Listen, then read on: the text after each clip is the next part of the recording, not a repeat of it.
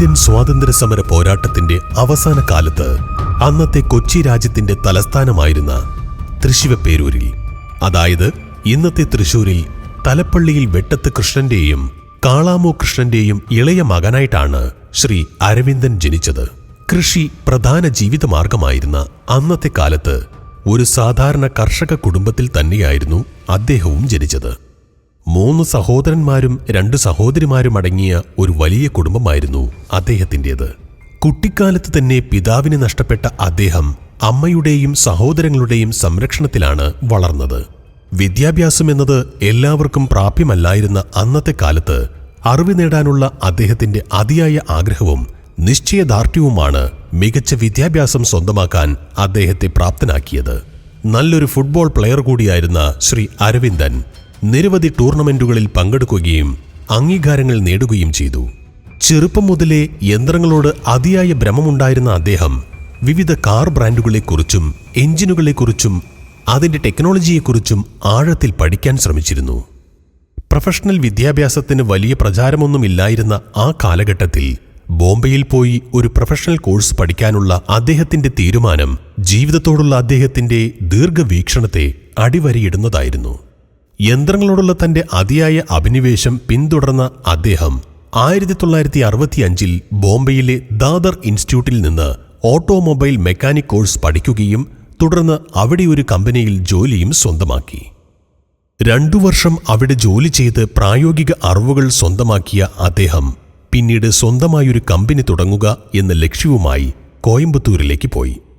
1969 കോയമ്പത്തൂരിലെത്തിയ അദ്ദേഹം അരവിന്ദ് ഗ്യാരേജ് എന്ന പേരിൽ ഒരു കമ്പനി ആരംഭിച്ചു. ആ കാലത്ത് തന്നെ ബ്രാൻഡിങ്ങിനെക്കുറിച്ചും അതിന്റെ സാധ്യതകളെക്കുറിച്ചും നല്ല അറിവുണ്ടായിരുന്ന ശ്രീ അരവിന്ദൻ 10 വർഷങ്ങൾക്ക് ശേഷം 1978 തന്റെ കമ്പനിയെ ലയൺസ് മോട്ടോഴ്സ് എന്ന് റീബ്രാൻഡ് ചെയ്തു. അന്നത്തെ പോപ്പുലർ ബ്രാൻഡുകളായ കോണ്ടസ, പ്രീമിയർ പത്മിനി, സ്റ്റാൻഡേർഡ് 2000 തുടങ്ങി എല്ലാ കാറുകളും സർവീസ് ചെയ്ത് ഓട്ടോമൊബൈൽ രംഗത്ത് അദ്ദേഹം തന്റെ സ്ഥാനം ഉറപ്പിച്ചു. സ്പോർട്സിനോടും എഞ്ചിനുകളോടുമുള്ള അടങ്ങാത്ത ആവേശം അദ്ദേഹത്തെ കാർ റേസിംഗിലേക്ക് ആകർഷിക്കുകയും ഒരു പ്രൊഫഷണൽ കാർ റേസറാക്കി മാറ്റുകയും ചെയ്തു. 1980 നടന്ന 23ാമത് ഓൾ ഇന്ത്യ മോട്ടോർ റേസ് മീറ്റിലും 10ാം ഗ്രാൻഡ് പ്രിക്സിലും അദ്ദേഹത്തിന്റെ ടീം ചാമ്പ്യന്മാരായിരുന്നു. മികച്ചൊരു ബൈക്ക് റൈഡർ കൂടിയായിരുന്ന അദ്ദേഹം 1980കളിലും 90കളിലും സുഹൃത്തുക്കളോടൊപ്പം തന്റെ ബുള്ളറ്റിൽ ഇന്ത്യയിലുടനീളം യാത്രകൾ നടത്തി. സാഹസികതകളെ ഏറെ ഇഷ്ടപ്പെട്ടിരുന്ന അദ്ദേഹം ആ കാലത്തു തന്നെ സുഹൃത്തിന്റെ കൂടെ സിംഗിൾ എഞ്ചിൻ എയർക്രാഫ്റ്റിൽ പറന്നുകൊണ്ട് തന്റെ ഒരു ജീവിത സ്വപ്നത്തെയും സാക്ഷാത്കരിച്ചു. 1973 ചെറായി പടിഞ്ഞാക്കറ കുടുംബത്തിലെ ഉഷ സിപിയെ അദ്ദേഹം തന്റെ ജീവിത പങ്കാളിയായി കൂടെ കൂട്ടി. 1974 അദ്ദേഹത്തിന് ഷിനോജ് എന്ന ആൺകുട്ടിയും 1980 ഷിനിജ എന്ന പെൺകുട്ടിയും ജനിച്ചു. പക്ഷേ 1982 ഒരു അപകടത്തിൽ തന്റെ പെൺകുഞ്ഞിനെ അദ്ദേഹത്തിന് നഷ്ടപ്പെട്ടു. പരീക്ഷണങ്ങളെ എന്നും സധൈര്യം നേരിട്ട അദ്ദേഹം ജീവിതം വീണ്ടും ശക്തമായി മുന്നോട്ട് കൊണ്ടുപോയി. തന്റെ മകൻ ഷിനോജിന്റെ കാര്യത്തിലും അദ്ദേഹത്തിന് വ്യക്തമായ കാഴ്ചപ്പാടുകളുണ്ടായിരുന്നു.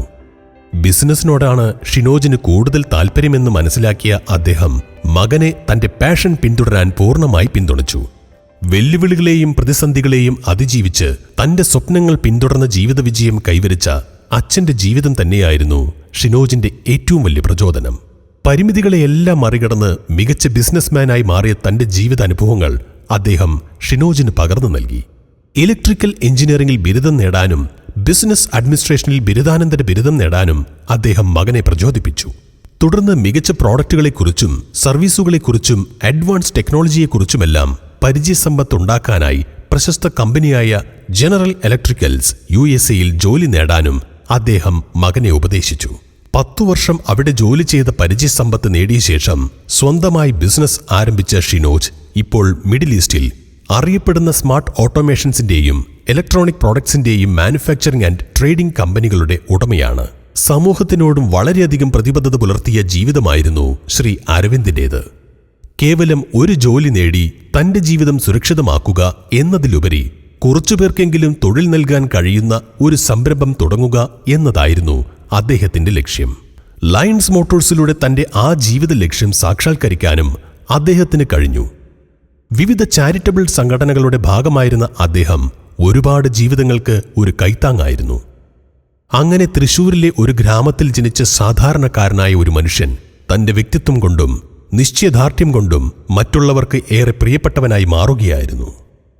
പാവപ്പെട്ടവർക്ക് അദ്ദേഹം നൽകിയ പിന്തുണ കോയമ്പത്തൂർ നഗരത്തിലെ നിരവധി ആളുകളുടെ ഓർമ്മകളിൽ ഇപ്പോഴും നിലനിൽക്കുന്നു.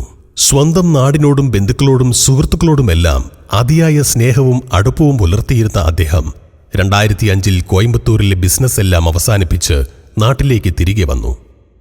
27 വർഷം കൊണ്ട് താൻ കെട്ടിപ്പടുത്ത ലയൺസ് മോട്ടോഴ്സ് എന്ന ബിസിനസ് സാമ്രാജ്യം മറ്റൊരു കരങ്ങളിൽ ഭദ്രമായി ഏൽപ്പിച്ചിട്ടാണ് അദ്ദേഹം കോയമ്പത്തൂരിൽ നിന്നും മടങ്ങിയത്. തികഞ്ഞൊരു കൃഷ്ണഭക്തനായിരുന്ന അദ്ദേഹം തന്റെ ശേഷിക്കുന്ന കാലം ഗുരുവായൂരപ്പന്റെ മണ്ണിൽ കഴിയാനുള്ള ആഗ്രഹപ്രകാരം ഗുരുവായൂരിൽ സ്ഥിരതാമസമാക്കി. കാറുകളോടും യന്ത്രങ്ങളോടും പുത്തൻ ടെക്നോളജികളോടുമുള്ള അച്ഛന്റെ അതിയായ അഭിനിവേശം നന്നായി അറിയുന്ന ഷിനോജ് അദ്ദേഹത്തിന്റെ അവസാന കാലത്ത് ഖത്തറിൽ നടന്ന ഓട്ടോ എക്സ്പോയിലേക്ക് അദ്ദേഹത്തെ കൂട്ടിക്കൊണ്ടുപോയി. അവിടെയുണ്ടായിരുന്ന പണ്ടുകാലത്തെ പ്രശസ്തമായ കാറുകളും ഇപ്പോഴത്തെ പുതിയ ടെക്നോളജി കാറുകളും ആവേശത്തോടെയും അത്ഭുതത്തോടെയും നോക്കി നിൽക്കുന്ന അദ്ദേഹത്തിന്റെ ചിത്രം കണ്ടാൽ മനസ്സിലാക്കാം. ആ വയസ്സിലും കാറുകളോടുള്ള അദ്ദേഹത്തിന്റെ അഭിനിവേശത്തിന് തെല്ലും കുറവ് വന്നിട്ടില്ലെന്ന്.